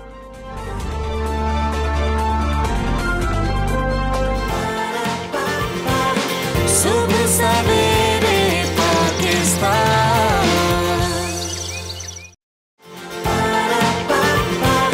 सुबह सवेरे पाकिस्तान। बड़ा अहम मामला है जिस पर बात करेंगे। कोरोना के हमने कई असरात देखे हैं। कोरोना की आलमी वबा ने जहां पूरी दुनिया की मईशतों को हिला के रखा है, वहीं ज़िंदगी के मुख्तलिफ शोबों में उसके बिलवास्ता मनफी असरात भी पड़े हैं। जी हाँ, और हालिया दहाइयों के दौरान जनूबी एशिया ने माओं और बच्चों की सेहत को बेहतर बनाने में नुमाया पेशरफ्त की है, मगर साल 2020 के दौरान कोरोना वबा आफत बनकर दुनिया पर टूटी, जिसकी वजह से दूसरे मसाइल के साथ लोगों की खिदमात की फराहमी और उनके इस्तेमाल में शदीद रुकावटें पेश आई हैं। बच्चों में और माओं में ग़िज़ाई कमी जो है वो महसूस की गई है। और जिनकी आप बात कर रही हैं उनमें सेहत और ग़िज़ाइयत की अहम खिदमात भी शामिल हैं, और इससे माँ और बच्चे की सेहत और नशोनुमा बहुत ज़्यादा मुतासिर हुई है। और तहकीक में जनूबी एशिया में बीमारियों और अस्पतालों में दाखिलों को मॉनिटर किया गया, और तहकीक में जनूबी एशिया के 6 सबसे ज़्यादा आबादी वाले ममालिक, जिनमें अफगानिस्तान, बांग्लादेश, नेपाल, हिंदुस्तान, पाकिस्तान और श्रीलंका शामिल हैं। ये तहकीक यूनिसेफ के इलाकाई दफ्तर बराए जनूबी एशिया के ज़रिए शुरू की गई। तहकीक से ये जाहिर होता है कि कोरोना ने न सिर्फ बराह रास्त लोगों को मुतासिर किया है, बल्कि बिलवास्ता असरात भी इसके आए हैं जो कि इंतहाई ख़तरनाक हैं। जिस तरह के इंसानों में ग़िज़ाई कमी जो है वो होनी शुरू हो गई। इस हवाले से हम बात भी कर लेते हैं। मेरे ख्याल में माहिर मुआशियात इरफान मुफ्ती साहब हमारे साथ मौजूद हैं। बहुत शुक्रिया इरफान मुफ्ती साहब आपके वक्त का। क्या समझते हैं कोरोना की बराह रास्त जो असरात थे, हर कोई इनसे वाकिफ़ है, लेकिन इसके बेरोज़गारी और इंसानी सेहत पर भी बिलवास्ता असरात किस कदर संगीन नज़र आते हैं, किस हद तक मुतासिर किया है? शुक्रिया जी, और आपने एक बड़े फिर एक अहम इश्यू पर बात की है आज। और जो यूनिसेफ की रिपोर्ट जिसका आपने हवाला दिया है, ये एक बड़े सही वक्त पर ये रिपोर्ट आई है। इससे हमें 2 हक़ाइक़ पता लगते हैं। एक तो ये है, जैसे आपने भी जिक्र किया, कि जनूबी एशिया में पिछले 2 डेकेड्स में जो अशरे थे उसमें काफ़ी बेहतरी आई थी, ख़ास तौर पर जो हेल्थ इंडिकेटर्स हैं या न्यूट्रिशन के जो इंडिकेटर्स हैं, या जो चाइल्ड एंड मैटरनल मोर्टेलिटी बेहतर हुई थी। लेकिन इस रिपोर्ट ने हमें बताया कि 2020 जो है ना, इस रिपोर्ट ने कहा it was a great shock. ये एक ग्रेट शॉक था क्योंकि इससे बहुत कुछ जो बेहतर हो रहा था वो वापसी की तरफ गए हैं। और जो नए इंडिकेटर्स हमने देखे हैं इस साल के, और इस रिपोर्ट ने उनको कंफर्म किया, उससे लगता है कि इसने ख़ास तौर पर बच्चों और औरतों की सेहत को बहुत शदीद मुतासिर किया है। आबादी तो मुतासिर हुई है, जैसे आपने कहा, जो बराह रास्त इफ़ेक्ट हुए हैं, लेकिन जो बिलवास्ता हैं उनमें इकॉनमी में बहुत सेटबैक्स हैं। लेकिन जो अहम बात है, और इसमें रिपोर्ट में जो ख़ास तौर पर जिक्र किया गया है, कि जो सबसे बड़ा इनडायरेक्ट डैमेज हुआ है वो ये हुआ है कि जो एक्सेस टू हेल्थ सर्विसेज थी या न्यूट्रिशन सर्विसेज थी या फूड सप्लाईज थी, वो बहुत इफ़ेक्ट हुई हैं। इसीलिए हम शुरू से ये कहते रहे कि लॉकडाउन, ये जो हम स्वीपिंग लॉकडाउन करते हैं, वो खतरनाक है। वो बीमारी को तो शायद कंट्रोल कर ले, लेकिन जो उसके इफ़ेक्ट सेहत के मामलात पर, सेहत की सर्विसेज के मामलात पर होते हैं, या जो ब्लॉकेज हो जाता है, लोगों की एक्सेस ख़त्म हो जाती है, सर्विसेज रुक जाती हैं, वो बहुत सीवियर होता है। और आप इससे देखिए कि कोई 2.25 लाख बच्चे और औरतें ज़्यादा उनकी अमवात हुई हैं इस एक साल में। यानी जो पिछले 2019 के इंडिकेटर्स थे बच्चों और औरतों की अमवात के, उसमें कोई 2.25 लाख से 2.5 लाख ज़्यादा अमवात हुई हैं। ठीक है। तो अगर आप ये अगर हम कोरोना की अमवात देखें तो शायद उसकी आधी होंगी। तो हमें ये समझना पड़ेगा कि जब हम इस तरह के स्वीपिंग मेजर्स लेते हैं तो उसकी वजह से एक बहुत बड़ा एक और पेंडेमिक क्रिएट होता है। वो पेंडेमिक हेल्थ का होता है, फैसिलिटीज की एब्सेंस का होता है, और जहां पर लोगों को फैसिलिटीज मिल रही होती हैं वो भी रुक जाती है। बिल्कुल ठीक है। अब इरफान मुफ्ती साहब हमें ये बताएं कि पाकिस्तान जो है कोरोना की जो बिलवास्ता असरात है जिनका आप भी जिक्र कर रहे हैं, इस रिपोर्ट में भी जिक्र किया गया, उससे कैसे नबर्द आज़मा हो सकता है? इस हवाले से हुकूमत की जिम्मेदारी किस कदर बढ़ जाती है? बेरोज़गार हैं, दीगर मुतासरा अफराद हैं, उनका डेटाबेस क्या हम अभी इकट्ठा कर पा रहे हैं? हमने कोशिश भी की है या नहीं की? नहीं, इसमें तो अभी तक हमारे पास कोई बहुत क्लियर डेटा नहीं है। और हमने जो 2019 की पॉवर्टी लाइन हमने मेजर की थी उस हिसाब से तो हम कोई 1/3 पॉपुलेशन हमारी पॉवर्टी पर थी। लेकिन जो पिछले साल का हमने डेटा मुख्तलिफ सोर्सेज से, अभी कोई कॉम्प्रिहेंसिव पॉवर्टी सर्वे हमने नहीं किया है, उसके हिसाब से कोई 1.3% इंक्रीज हुआ है पॉवर्टी में। लेकिन मैं एक बात आपको जाहिर कर दूं कि अगर ये हमने इसको अभी इफेक्टिव कंट्रोल न किया, इस सिचुएशन को, जो इकोनॉमिक मेल्टडाउन हो रहा है हमारा, तो ये स्टेज 2 में हम चले जाएंगे जिसमें 5.7% इंक्रीज हो जाएगा पॉवर्टी में। और अगर ये फर्दर एग्रेवेट होता है, स्टेज 3 में जाता है, तो कोई 8.5% और शायद स्टेज 4 में 7.4% तक पॉवर्टी इंक्रीज हो सकती है। सो कहने का मतलब ये है कि पेंडेमिक के लिए आपने जैसे कहा जो हमें मेजर्स लेने हैं वो क्या है? ये मेजर्स लेने हैं जैसे स्मार्ट लॉकडाउन है, जैसे हमें जो क्लियर जो बात कही जा रही है, जो सिटीजन रिस्पॉन्सिबिलिटीज़ हैं, मास्क पहनना है, सैनिटाइज़र का इस्तेमाल है, सोशल डिस्टेंसिंग है, उसी पर ही रहा जाए। अगर आप इसको एक स्वीपिंग मेजर्स में जाएंगे तो मैं अभी ये रिपोर्ट तो कंफर्म कर ही रही है कि बच्चों की ज़िंदगियां बहुत ख़तरे में चली जाती हैं, औरतों की ज़िंदगी खतरे में चली जाती हैं, और उसकी वजह से पेंडेमिक नहीं है, उसकी वजह मेलन्यूट्रिशन है, उसकी वजह मलेरिया के और मसाइल हैं, उसकी वजह स्टंटिंग है कि जो बच्चे अपनी ग्रोथ में नहीं उस पर पहुंच, उनका कद और उनके जो के साइज हैं। तो हमें ये देखना पड़ेगा कि एक पेंडेमिक को कंट्रोल करते हुए हम कहीं और बहुत सारे पेंडेमिक ना क्रिएट कर दें, बहुत सारे मसाइल ना पैदा हो जाएं। रिपोर्ट हमें बताती है कि there are multiple pandemics, it's not just one. Poverty का पेंडेमिक बढ़ रहा है, मेल न्यूट्रिशन का पेंडेमिक बढ़ रहा है, जो बच्चों की अमवात हैं, औरतों की यानी माओं की अमवात हैं वो बढ़ रही हैं। और एक बड़ी अहम बात मैं आपको बताना चाहता हूँ, पाकिस्तान में एक और मसला हो कि जो हम ट्रीटमेंट करते थे ना, जो सीवियरली एक्यूट मेल न्यूट्रिशन बच्चे थे, उसमें कोई 65% डिक्लाइन हो गया है। यानी जो हम फूड दे रहे थे उन बच्चों को और औरतों को जो मेल नरिश्ड होते हैं, उसमें कुछ 67% डिक्लाइन हो गए, लेकिन वो फूड पहुंचा नहीं पा रहे। लेकिन क्या ये सिर्फ कोरोना की वजह से हुआ? वज़ीर आज़म पाकिस्तान जो हैं इमरान खान साहब, वो तो जब कोरोना वबा नहीं आई थी तब भी इस मामले को बहुत ज़्यादा उठाते थे और वो कहते थे गवर्नमेंट इसके लिए काम करेगी। आप समझते हैं सिर्फ कोरोना की वजह से ये डिक्लाइन आया? देखिए, एक तो बात आपने दुरुस्त कहा है कि एक ट्रेंड तो है, पिछले कई अशरों से हमारे यहाँ पर मदर मोर्टेलिटी या चाइल्ड मोर्टेलिटी बढ़ी है, और हमने कोशिश की है, कुछ हमें कामयाबियाँ मिली हैं, पाकिस्तान में हुई हैं, लेकिन अभी भी पाकिस्तान, ये जो 6 मुल्कों की आपने बात की है जनूबी एशिया की, उसमें 5वें नंबर पर है। कार के हवाले से मैटरनल मोर्टेलिटी, चाइल्ड मोर्टेलिटी, यानी हम अभी भी बहुत नीचे हैं अपने जो हमारी मेजर्स होनी चाहिए बच्चों और औरतों की सेहत और उनकी ज़िंदगी को बचाने के लिए, तो उसमें मजीद हम नीचे चले गए। बिल्कुल ऐसे ही। और सर, हमारे बहुत सारे इलाके जो हैं वो तो पहले से ही हमें पता है, कुछ इलाके ऐसे हैं जैसे थरपारकर हो गया, बदीन हो गया, ठट्टा हो गया, वहाँ पर तो बाकायदा तौर पे बच्चे रिपोर्ट होते हैं, माएँ रिपोर्ट होती हैं जो कि ग़िज़ाई किल्लत का शिकार हैं। उनकी जिसामत आप देख लें तो बच्चे जो है वो आपको नज़र आएंगे बहुत ही कमज़ोर, जितना उनका वज़न होना चाहिए, जितनी उनको खुराक मिलनी चाहिए, मिल ही नहीं पाती है। तो बेसिक इशू तो यही है कि इसको किस तरीके से हल किया जाए।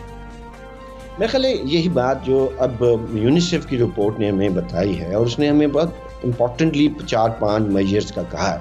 उन्होंने कहा है कि आप फूड के अंदर मज़ीद इन्वेस्टमेंट करें, खास तौर पर जो न्यूट्रिशनल फूड है, जो बच्चों को और औरतों को चाहिए होता है, ग्रोथ होता है ना, एक ख़ास एज तक ग्रोथ के लिए आपको एक फूड चाहिए, न्यूट्रिशन चाहिए।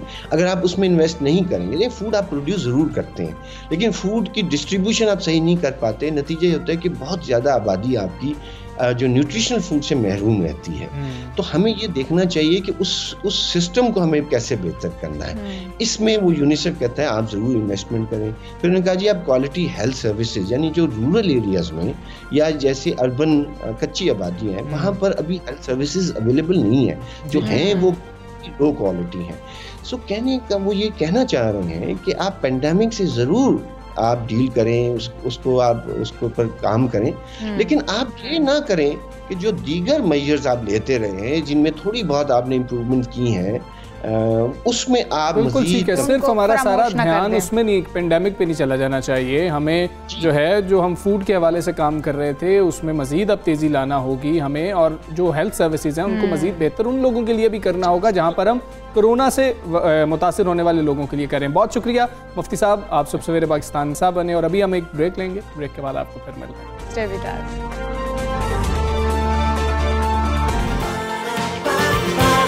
सुबह सवेरे पाकिस्तान,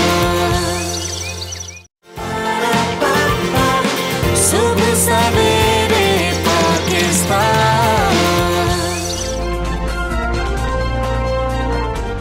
वेलकम बैक टू सुबह सवेरे पाकिस्तान। नाजरीन, हम वापस आ चुके हैं एक अहम गुफ्तगू लेकर। वज़ारत ख़जाना ने IMF की शराइत के तहत स्टेट बैंक को खुद मुख्तारी देने के लिए तरमीमी एक्ट 2021 का मुसव्वदा जारी कर दिया। हाँ जी, और ये जो मुजव्वजा तरमीमी एक्ट है उसके मुताबिक स्टेट बैंक हुकूमत को कोई कर्जा जारी नहीं करेगा। और स्टेट बैंक का बुनियादी मकसद मकामी सतह पर जो कीमतें हैं उसको मुस्तहकम करना और मुआशी इस्तेहकाम पैदा करना होगा। और इस पर बड़े सवालात उठ रहे हैं। स्टेट बैंक हुकूमती मुआशी पॉलिसियों को सपोर्ट करेगा लेकिन कोई कर्जा नहीं देगा। IMF की शराइत पर स्टेट बैंक की खुद मुख्तारी के खिलाफ माहिरीन मईशत शदीद तन्कीद करते हुए नजर आ रहे हैं। तो ये तनकीद हो क्यों रही है, इससे होगा क्या, हम बात करने की कोशिश करेंगे। आबिद सुलहरी साहब हमारे साथ माहिर मुआशियात हैं। आबिद साहब अस्सलाम वालेकुम सर, गुड मॉर्निंग सर। हम हमेशा खुद मुख्तार स्टेट बैंक की, खुद मुख्तार इदारों की कम अज़ कम बात करते रहे हैं। अब ये तासुर सामने आ रहा है कि IMF के कहने पर यह किया जा रहा है, पाकिस्तान की मईशत को कमज़ोर कर दिया जाएगा। ऐसा तासुर क्यों उभर रहा है सर? सबसे पहले तो हमें ये सोचना है ना कि क्या हम अपने स्टेट बैंक से कर्जा लेके ही जिंदा रहना चाहते हैं या हम एज ए नेशन कुछ उससे बेहतर करना चाह रहे हैं। क्या नोट छाप के गुजारा होगा यहाँ पे, या हमें कुछ अपनी एक्सपोर्ट्स की तरफ तवज्जो देनी है, कुछ अपनी लोकल इंडस्ट्री की तरफ तवज्जो देनी है, सर्विसेज सेक्टर की तरफ तवज्जो देनी है। और ये एक ऐसा सवाल है जो कि पिछले कई दहाइयों से पाकिस्तान को हार्ट करता चला आ रहा है। और गुज़श्ता कई हुकूमतें, मैं हुकूमत की बात नहीं कर रहा, हुकूमतों की बात कर रहा हूँ, कि जब भी उनको ज़रूरत पड़ती थी वो स्टेट बैंक से जो है वो मनी प्रिंटिंग के ज़रिए इन्फ्लेशन बढ़ा के अपना जो फिस्कल डेफिसिट था वो पूरा कर लेते थे। अब स्टेट बैंक का किरदार क्या होना चाहिए? स्टेट बैंक का किरदार ये होना चाहिए कि वह आपकी एक रेगुलेटर है बैंक्स की, एक इंडिपेंडेंट अदारा है। जैसे कि आजकल हम देख रहे हैं रुपया जो है वो ओपन मार्केट में बिक रहा है, उसकी कीमत ऊपर भी जा रही है, नीचे भी जा रही है। पिछले साल इसी पे तनकीद हो रही थी कि जी चूंकि अब मार्केट के साथ लिंक कर दिया गया तो डॉलर के मुकाबले में रुपया 250 रुपये भी चला जाएगा, 200 रुपये भी चला जाएगा। ठीक है। कई लोगों ने 180 रुपये लिख के दिया था कि 2 महीने बाद हो जाएगा। आज आप देखिए 1 रुपये पे रुपया जो है डॉलर के मुकाबले में वो चल रहा है। तो जब तक आप एक स्टेटस को तोड़ने की कोशिश नहीं करेंगे और रिफॉर्म नहीं लेके आएंगे इदारों में, हम पुरानी डगर चलते रहेंगे। हाँ, जब सा इस वक्त मुसव्वदा है उसमें अगर कोई चीज बेहतरी की तरफ जा सकती है तो वो प्रपोज हमें करनी चाहिए। फॉर एग्जांपल मेरी इस प्रपोजल ये होगी कि इसमें स्टेट बैंक के लिए कोई पूरे साल का इन्फ्लेशन टारगेट जो है वो लॉक कर देना चाहिए। अच्छा, ठीक है। स्टेट बैंक इंटरेस्ट जो है वो जितना मर्जी ऊपर लेके जाए, जितना मर्जी नीचे लेके जाए, लेकिन मुल्क में जो इन्फ्लेशन की सतह है वो उसने इस रेंज में रखनी है। लेकिन अब क्यों सलारी साहब हमें ये बताएं कि अकाउंटेबिलिटी के ऊपर कई सवालात उठ रहे हैं कि स्टेट बैंक शायद अकाउंटेबल ही नहीं होगा, और जब इतना महदूद कर दिया वहाँ पे भी थोड़ी सी जो है कंफ्यूजन है। पार्लियामान तक तो होगा। बात ये है कि पॉलिसी डिसीजन पे अकाउंटेबिलिटी एक होता है कि मैं स्टेट बैंक का डायरेक्टर हूँ या गवर्नर हूँ, मुझे चूंकि पता है कि कल करेंसी का रेट ऐसे चढ़ेगा या वो जो इंटरेस्ट रेट है उसको ऊपर जाना है या नीचे जाना, और वो इनसाइड इंफॉर्मेशन इस्तेमाल करते हुए मैं कोई प्रॉफिट कमाता हूँ या कॉन्फ्लिक्ट ऑफ इंटरेस्ट है तो मैं उसी तरह से अकाउंटेबल होऊंगा जैसे कि बाकी तमाम अपनी पर्सनल रिस्पॉन्सिबिलिटी में। एक होता है कि डिसीजन लेता हूँ कि 7% इंटरेस्ट रेट की जगह 7.5 करना चाहिए या 6% करना चाहिए, तो उस पर नैब जो है वो एक्शन नहीं ले सकती। तो ये दो अलग चीज़ें हैं। और ये वाली जो इंडेमनिटी है ये सिविल सर्वेंट्स को भी एक जो रिसेंट अमेंडमेंट की गई थी नैब में उनको भी दी गई है कि अगर तो उनका ज़ाती किरदार जो है या वो ज़ाती तौर पे किसी चीज़ में इन्वॉल्व है तो उस पर तो उन पर क्रिमिनल प्रोसीडिंग हो सकती है, लेकिन अगर वो कोई डिसीजन लेते हैं इन गुड फेथ तो उस पर इंडेमनिटी है। सुलारी साहब, कानून पास हो जाने के बाद अगर फर्ज कर लें हुकूमत को किसी किस्म की कोई इमरजेंसी सूरत हाल दरपेश होती है, कर्ज लेना पड़ जाता है, तो क्या स्टेट बैंक ऐसी सूरत में भी कर्ज नहीं देगा? देखिए, स्टेट बैंक फिर कर्ज देगा आपको कमर्शियल बैंक्स के जरिए, और ये बुनियादी तौर पे हुकूमतों को डिस्करेज करने की कोशिश की जा रही है। मुझ समेत बहुत से लोग जो थे आप ही के प्रोग्राम्स में कहा करते थे कि चूंकि हुकूमत सारा बारो कर लेती है तो प्राइवेट सेक्टर को पैसा नहीं मिलता है। अब अगर प्राइवेट सेक्टर जो है उसके लिए थोड़ा रास्ता खोलने की कोशिश की जा रही है और हुकूमत को कहा जा रहा है कि वो स्टेट बैंक से कर्जा लेना बंद करे, तो उस पर थोड़ी सी बिला वजह तनकीद है। हमें सिर्फ ये देखना है कि ना तो ये बिल जो है वो इतना अच्छा है जितना कि कहने की कोशिश की जा रही है कि इसके आने से हर चीज़ बेहतर हो जाएगी, और ना ये बुरा है कि खुदा खासा इसके आने से पता चले कि पाकिस्तान सर टेन्योर की बात हो रही है, गवर्नर स्टेट बैंक का टेन्योर जो है वो 5 साल करने के हवाले से भी कुछ इसमें बात की गई है। क्या इसकी क्या ज़रूरत पेश है? इससे ये बात जारी है कि क्योंकि पहले ही जो गवर्नर स्टेट बैंक है उनके ऊपर सवालात उठते हैं कि वो IMF से तो लीव पर इधर आए हुए हैं और फिर इधर रहेंगे। क्या पहले कोई गवर्नर स्टेट बैंक हटाया पाकिस्तान ने, कि ये भी कहा जा रहा है कि उनको हटाया भी नहीं जा सकता? नहीं, देखिए अभी एक और अदारा है HEC जिसमें चेयरमैन की टेन्योर 4 साल थी। आज ये आपने नोटिफिकेशन एक जो सर्कुलेट कर रही है सोशल मीडिया पे कि उनके टेन्योर को कम किया जा रहा है, 2 साल किया जा रहा है। मेरे एक और नोटिफिकेशन भी है कि शायद उनको रिमूव कर दिया गया है, मुझे नहीं कंफर्म उसका, लेकिन मैं कहने की कोशिश ये कर रहा हूँ कि आपको बहुत सी स्टैट्यूटरी पोस्टिंग ऐसी हैं जिसमें कि गवर्नमेंट जब भी चाहे एक ऑर्डिनेंस करके उसको तरमीम कर सकती है और वो टेन्योर को चेंज कर सकती है।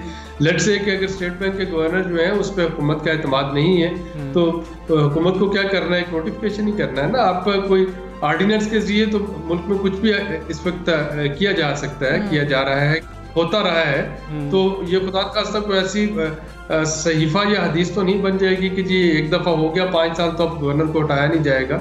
3 साल की इस वक्त भी 2 टेन्योर रख सकते हैं गवर्नर, 6 साल हो सकते हैं अगर एक एक्सेप्ट मिल जाए। तो अगर उनको 5 साल का टेन्योर दिया जा रहा है और थोड़ी सी उसमें यानी हटाया जा सकेगा, अगर हुकूमत चाहेगी, खुश नहीं होगी उनकी परफॉर्मेंस से तो हटा सकेगी। अगर खुश नहीं होगी तो एक प्रेसिडेंशियल ऑर्डिनेंस आ जाएगा, वो हटा दिया जाएगा, उसके बाद फिर उसको पार्लियामेंट में। ठीक है आबिद क़य्यूम सुलैरी साहब, बहुत शुक्रिया आपका। आपके मुताबिक नहीं इतना अच्छा है कि इस पे कहा जाए कि तमाम मसाइल हल हो जाएंगे, ना इतना बुरा है कि इसको टोटली जो है तनकीद का निशाना बना दिया बिल्कुल ऐसा ही है। अब ये तो फैसला होने के बाद ही पता चलता है कि उसके क्या अच्छे असरात और क्या बुरे असरात हो सकते हैं। लेकिन इस वक्त यहाँ पर एक ब्रेक ले लेते हैं हमजा, ब्रेक के बाद फिर हाजिर होंगे। Stay with us.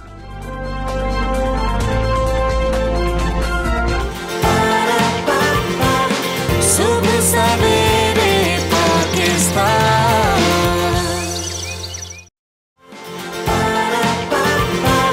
सुबह सवेरे पाकिस्तान।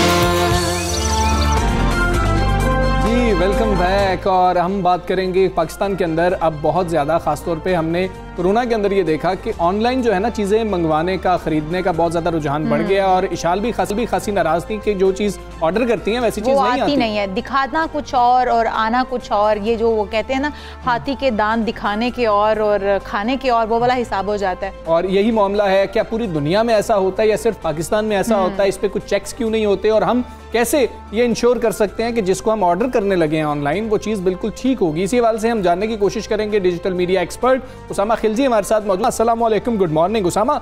ऐसा क्यों होता है कि हम जो तस्वीर देखते हैं पाकिस्तान में खुसूसी तौर पर मंगवाते हैं, जब वो चीज़ आती है वो बिल्कुल वैसी नहीं होती और फिर हम क्लेम भी नहीं कर सकते? जी बिल्कुल, ये बहुत बड़ा मसला है। ये काफ़ी मेरे ख्याल से तो फ्रॉड में आता है। मेरे साथ भी हो चुका है। मैंने कुछ 2 पतलूनें ऑर्डर की और मेरे पास जैकेट आ गई और मैं वापस कॉल कर रहा था, वो फ़ोन भी नहीं उठा रहे थे, तो फिर मुझे सर्दियों में वो जैकेट ही पहननी पड़ी। लेकिन इस तरह के काफ़ी इंसिडेंट्स होते हैं और मेरे ख्याल से ये कंज्यूमर राइट्स जो है इन पे बात करने की ज़्यादा ज़रूरत है। हुकूमत को भी इस पे फोकस करना चाहिए क्योंकि आपका ऑब्वियसली बिजनेस का भी इम्पैक्ट होता है। तो इसमें कंज्यूमर कोर्ट्स पाकिस्तान में मौजूद है लेकिन बहुत कम लोगों को इसके बारे में मालूमात है।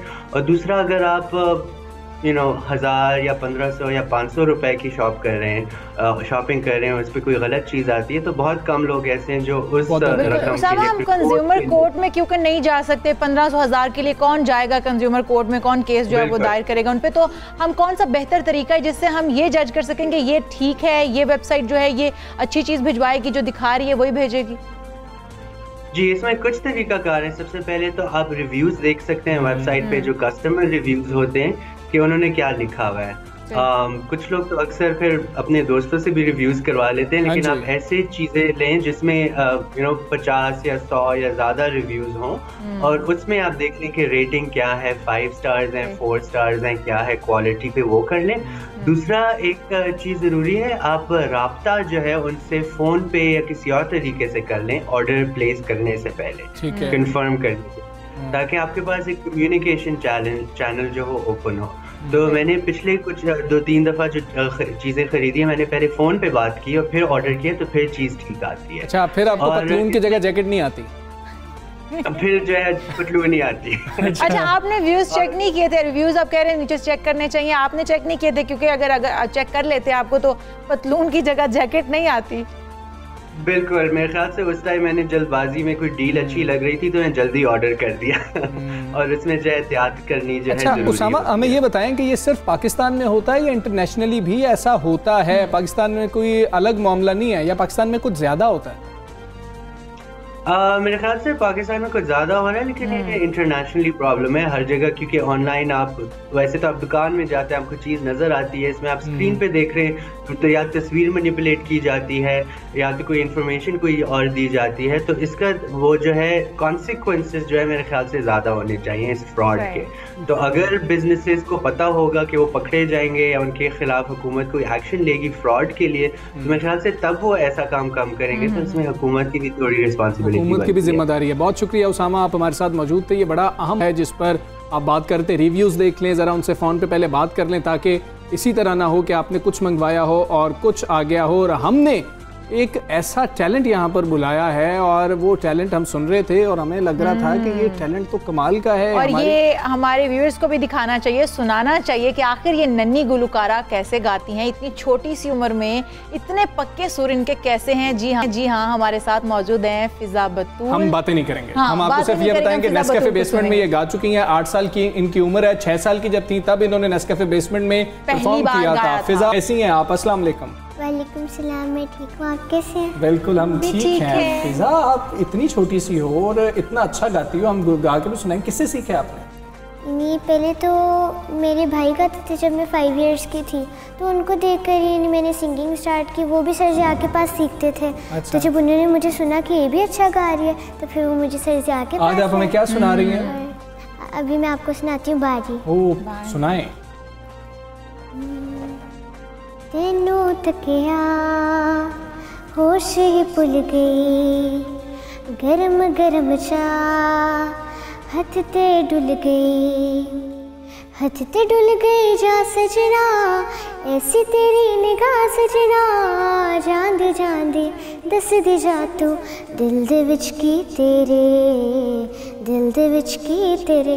वे सुनिया उच्चियां दीवारां रखियां, इस दिल दे 4 चफेरे, नाले सांभ के रखनिया, कोई दिल दे ना लाले तेरे। वे मेरा पहला भी दिल टुटिया, दिल टुटिया तेरा एक बारी, ताइयों दिल दी दीवारां ते तू एक न बनाई बारी। मेरा भी दिल उड़ना चाहे पर मैं डरनिया, मैं उड़ाते मैं हवावा नाल लड़निया। मेरा भी दिल उड़ना चाहे पर मैं डरनिया, मैं उड़ाते मैं हवावा नाल लड़निया। ख्वाब अपने अपने अखियां विच संभाले मैं, ऐसी लेते दिल दे अपने लाल ताले मैं सुनिया उच्चियां दीवारां रखियां, इस दिल दे चार चफेरे नाल सांभ के रखनिया। कोई दिल दे न लाले तेरे वे मेरा पहला भी दिल टुटिया मेरा एक बारी। ताइयों दिल दी दीवारां ते मैं एक न बनाई बारी। वाह वाह वाह वाह वाह, इतनी छोटी सी उम्र में आपने इतनी दफा दिल तोड़वा लिया। कौन सी क्लास में पढ़ती हैं आप? मैं 4 में पढ़ती हूँ। अच्छा, और आपकी फैमिली सपोर्ट करती है कि बहुत अच्छे आपने गाना सीखना है? जी बहुत सपोर्ट करते हैं, मेरे पेरेंट्स बहुत सपोर्ट करते हैं, जो मेरे स्कूल की टीचर्स हैं, मेरी फ्रेंड्स हैं, वो भी बहुत सपोर्ट करती हैं मुझे। बड़े होके क्या सिंगर बनना है या और भी कुछ बनने का है? सिंगिंग तो चल रही है, वैसे मैं सिंगर भी बनना है और सिंगिंग के साथ साथ मुझे साइंटिस्ट बनने का भी शौक है। कहाँ सिंगर कहाँ साइंटिस्ट यार। आप सिंगिंग में भी साइंटिस्ट बन सकती हैं, ये भी एक पूरी साइंस है। बिल्कुल, इसमें भी एक नई नई इजादात कर सकती हैं आप। साइंटिस्ट तो बनी बनाई साइंटिस्ट हैं आप, इतनी छोटी सी उम्र में। अच्छा इशाल, हम अपने व्यूअर्स को ये बताते हैं, मैडम नूरजहां जो हैं वो फिजा की फेवरेट सिंगर हैं, है ना? ऐसी है, तो अब आप मैडम का हमें क्या सुनाएंगे? कि मैं आपको सुनाती हूँ मैडम नूरजहां का जो मेरा फेवरेट सॉन्ग है, सोने दी तवीतड़ी। बिल्कुल सुनाएं। सोने दी तवीतड़ी जे मैं होंदी ढोलना हो ढोलना, सोने दी तवीतड़ी रेंदी गल नल लगे तेरे सावां दे नेड़े नेड़े, किवें बड़ा जानिया ओ जानिया होए सोने दी तवीतड़ी जे मैं होंदी ढोलना हो ढोलना, सोने दी तवीतड़ी मैनू ए तवीतड़ी दे नाल बड़ी खार वे, वंड ले आए ने मेरे नाल तेरा प्यार वे। मैनू ए तवीतड़ी दे नाल बड़ी खार वे, वंड ले आए ने मेरे नाल तेरा प्यार वे। ए सौकन सोने रंग दी नहीं लगदी मैनू चंगी, ओ गला दे हानिया ओ हानिया होए सोने दी तवीतड़ी जे मैं होंदी ढोलना हो ढोलना, सोने दी तवीतड़ी जे मैं होंदी डोलना वे सोने दी तवीतड़ी। क्या बात, क्या खूबसूरत। अच्छा, आपको ये लिरिक्स सारे समझ आते हैं? इनको आपको उस्ताद जी बताते हैं कि इनका मतलब ये है कि आप इतना फील करके गा रही हैं? नेट से निकाल लेती हूँ ना, फिर लिख लेती हूँ अपनी सॉन्ग्स डायरी में और फिर याद कर लेती हूँ। अच्छा, बहुत अच्छे। और आपका और भी कोई फेवरेट सिंगर है मैडम नूरजहां के अलावा? अली जफर को सुनती हैं ये, आयमा बेग को सुनती हैं, आतिफ असलम को सुनती हैं? हाँ जी, आतिफ असलम को बहुत ज़्यादा सुनती हूँ मैं, और आयमा बेग को भी बहुत सुनती हूँ। आतिफ असलम का कोई गाना हमें सुनाएंगी या मैडम का ही दूसरा गाना सुनाएं आपसे? मैं आपको आतिफ असलम का सुना देती हूँ, होना था प्यार। बिल्कुल सुनाएं। होना था प्यार हुआ मेरे यार, होना था प्यार हुआ मेरे यार, आए नज़र चेहरे हजार, होना था प्यार हुआ मेरे यार। तेरे दिल के शहर में घर मेरा हो गया सपना देखा जो तूने वो मेरा हो गया डूबे तो यूं जैसे हो पार, होना था प्यार हुआ मेरे यार, आए नज़र चेहरे हजार, होना आसानी से आप गा लेती हैं, इतनी आसानी से। मैं भी विशाल तो देख ही बहुत रहे हैं। कोशिश करती हूँ इतनी आसानी से गाने की, लेकिन सब कहते हैं आप आसानी से नहीं, आप परेशानी से गा रही होती हैं। अब हमारे व्यूअर्स की तरफ से जो है एक फरमाइश आ रही है, वो ये है कि हम मैडम नूर जहाँ का जदों होली जई लेना मेरा, वो सुनना चाह रहे हैं, वो हमें सुना दें। जदों होली जई लेने मेरा ना, जदों होली जई लेने मेरा ना, मैं था मर जानिया है, मैं था मर जानिया।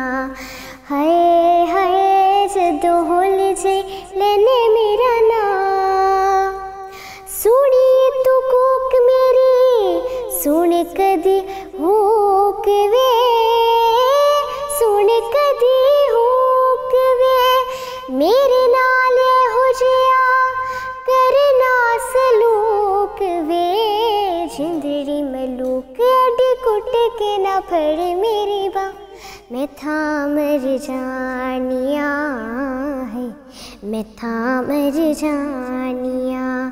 हाय हाय जदों होली जई लेने मेरा ना। वाह वाह वाह वाह वाह वाह वाह वाह, आप जो गाना गाती हैं वो बेहतरीन गाती हैं। और हमें ये भी बताएं, हमने ये सुना था कि हादिया हमारे प्रोग्राम में आई थी, हादिया को आप जानते हैं। हादिया और आप एक ही सर से सीखते हैं दोनों? जी, हम दोनों एक ही अकेडमी में सीखते हैं, और हमें जो हमारे सर हैं सर जिया, वो हम दोनों के सर हैं और वो बहुत अच्छा सिखाते हैं हमें। कितना रियाज हम कहते हैं कि करना पड़ता है, आप कितना डेली जो है प्रैक्टिस करती हैं?